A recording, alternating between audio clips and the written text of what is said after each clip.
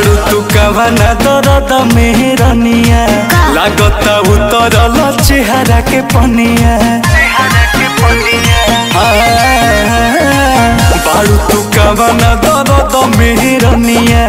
लागता उतरल चेहरा के पनिया पियावा के करतारू मन कहलू की जहनी थे कहो पियावा के करतारू मन कहलू की जहनी थे कहो ए राजा हो बथेला को मारिया दबाई दे हो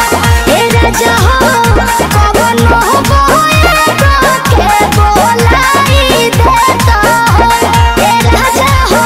बथेला को मारिया दबाई दे हो।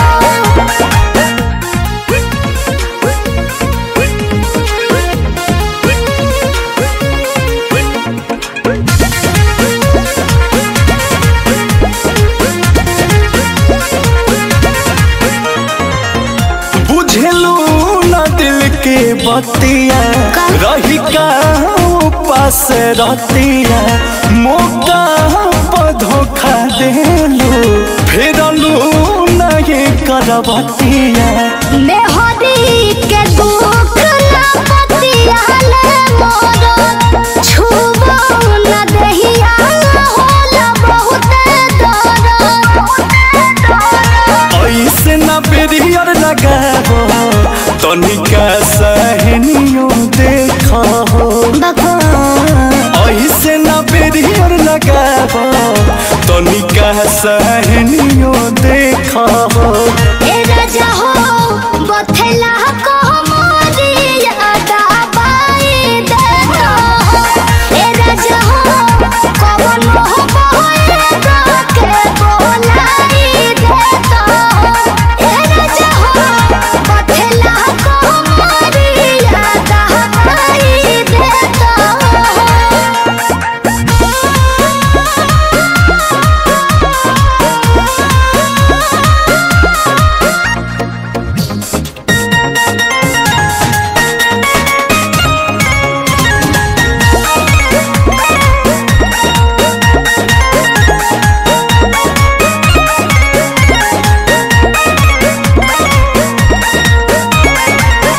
जनतारू तोहरा बिना धनिया हो नहीं रही ना ऐसे न करत रहो रनिया हो तोहरो जीना से जिया पछन भर नाही रहल जाला अंकुश रह जाला दुखवा सहल जाला सब धन हमारे नुहवे उसके तू जाने छे कहो सब धन हमारे नुहवे उसके तू जाने छे कहो।